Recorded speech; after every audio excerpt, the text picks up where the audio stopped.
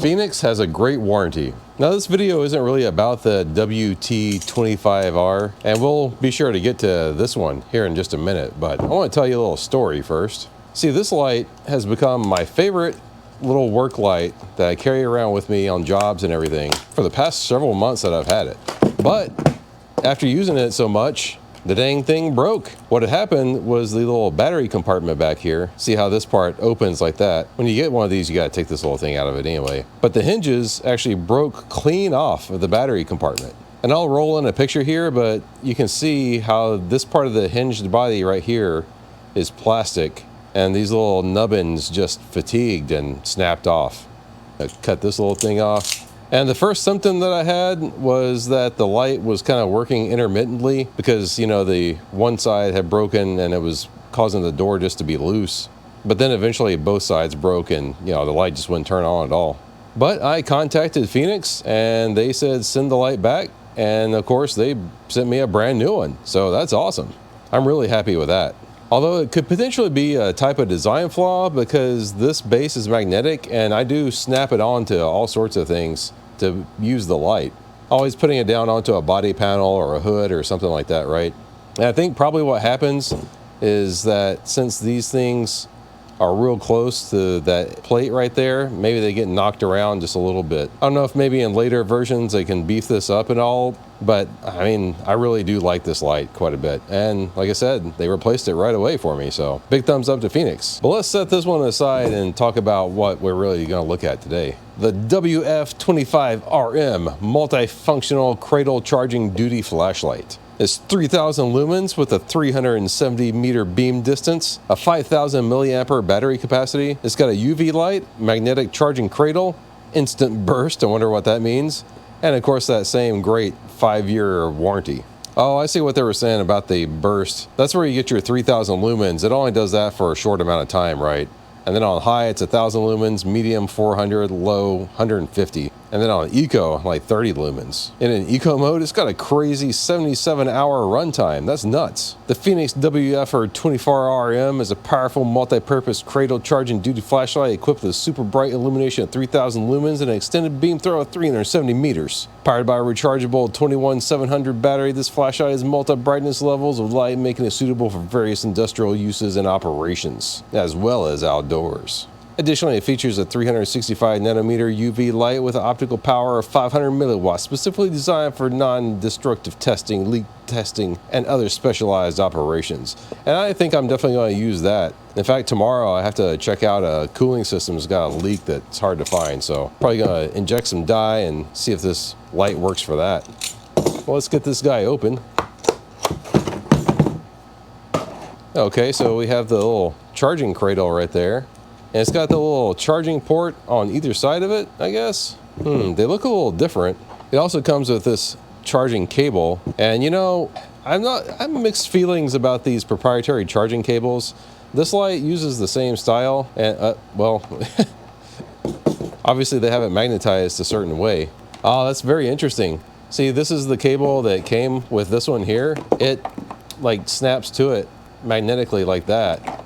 But this is the one that came with this one, and it does not. They obviously don't want you mixing up the charging cables, so that's really interesting. Yeah, see, it snaps onto that one like that. So, yeah, that's pretty neat, or frustrating, honestly, because I think I'd rather just have a USB port on it to be able to recharge the battery, you know. But I don't know. They really like their proprietary charging cables. Oh, and it also comes with an extra O-ring.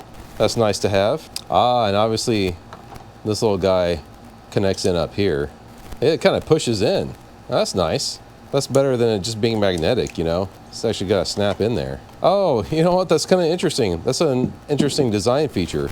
So this is obviously the charging port, but this is the button. They made the button look like the charging port. Again, interesting choices. And remember, whenever you get one of these lights, there's a little white disc in here that keeps the battery from, you know, accidentally turning these guys on and shipping. Yeah, see, just pull that out like that. Here's your nice big battery. These batteries are pretty impressive. Oh, interesting. Okay, so if you wanted to, you could pull this out and just charge the battery via USB. You know what? I like that. That's actually really cool. Let's stick her back in there. And this O-ring goes inside there, you know, to make this waterproof. Now the tail cap has this little carabiner thing. You know, if you were wearing a vest or had like a tool belt or something, this actually might be really cool to like clip onto like the tool belt, you know, to keep this nice and handy. I don't know that the carabiner is going to be that much of use to me. I mean, maybe I could clip it to something in an engine bay, you know, maybe like clip it to the hood latch or something.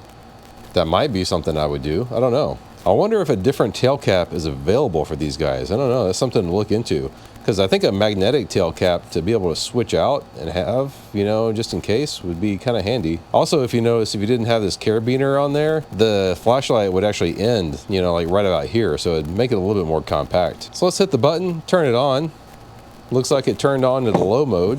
Haven't read the instructions yet, but normally what you do is you just give it a tap and yeah, it changes modes. So I'm guessing this is eco, and that's going to be low. Low seems pretty bright. That's going to be medium, and then yeah, that's going to be high. Now, I don't know. Let's take a look at the instructions and see how we actually get it into burst mode. Oh, this is always good information. It tells you how long the runtime is for each one of the modes. And you can see in each one of the modes here, wow, you know what? This actually lasts a really long time. So if you were to use it on high, it would actually stay around 1,000 lumens all the way until like, what was that, like 2.5 hours? Man, that's actually really impressive. And then it would start to step down as it gets up to 3, and then it'd be done after 3. But yeah, you know, even on medium, which medium seemed pretty bright. What was this low? Or that's eco, that's low, that's medium. I mean, that looks pretty bright to me. And on medium, it's supposed to last like 7 hours? Dang, impressive. And you know, Fenix's runtime charts are actually pretty darn accurate. All right, to get the light into what they're calling burst mode, you gotta hold it down for 1.2 seconds, and yeah, there you go. That's pretty freaking bright, isn't it? And as soon as you let go, it turns back off. And when you want to turn on the UV light, you give it a double tap. And it's got a kind of dinky little UV light, I think. I mean, you can kind of see like how tiny and small it is. I mean, it's definitely working. It's making the dye fluoresce here. But yeah, I don't think the UV light is really a strong suit on this guy. And you press and hold to turn it off. So I've got the charging cradle plugged in here. Let's see if I can pop this guy in. And okay, you see a little red light just turned on. I guess that just kind of glows red until it turns green or something. You know, on this light, you can actually tap the button and it shows you the state of the charge. That's a real nice feature to have. I don't think there's anything like that on this one. And also, of course, if you didn't want to use the wall-mounted charger, you could just pull this cable out and then it magnetically attacks to the back right there. And you see like the little charging light is on again. And well, it's kind of dim, hard to see. Okay, well, it does have something similar to that. If you just tap the button, it'll actually show you. I don't know, hopefully you saw that. I hit the button once and it's flashed green at me. That basically means it's at medium charge. Now it's turning just a solid red. That means it's actually on low charge. So I guess it gave a medium charge just for a quick second there. But yeah, it's actually on low charge right now. Should probably charge this thing up before I mess with it anymore. But it's also not showing it critical. If it was critical, it'd be flashing red. And if it was fully charged, it'd be a solid green. But yeah, let's actually try this thing out in the dark, huh? Okay, so here we have it in the engine bay of the 4C, and this is actually on eco mode. And as you can tell from the camera, it's got a nice little bit of light, even in eco. I remember the eco mode had that crazy long runtime. Well, let's kick it up on low. And yeah, I mean, you can kind of see on low how you can easily see anything in an engine bay. So that's nice. And like I was saying earlier, maybe you could clip it up here to something. Probably can't see that on the camera. But then we go to medium, and medium is plenty bright for anything you would want this close. And then of course high. And then we can take a look at the front wall of the garage. Yeah, on high you can easily see everything. And look at all my junk. Back down to eco mode, like even in eco mode, you can still see pretty good. Here we have it on low and medium and then high again. I'm gonna turn it off and then hold it down to do the burst mode. Yeah, that's crazy. All right, let's see how it looks outside. This is the eco mode. Doesn't fare too well outside like it did indoors, but here it is on low. Starting to be able to see things. Turn it up to medium. Now medium actually looks pretty darn good, doesn't it? We can see the ducks over there nicely. See all my nice little flowers. And then we turn it up on high, and now we're really starting to get somewhere. So I'm gonna turn it off and then hold it down for the burst mode. There you go. Yeah, now that definitely like throws out some light. So yeah, there you go. I can't really test this thing at 370 meters like they were saying, but you know, looks pretty dang bright to me.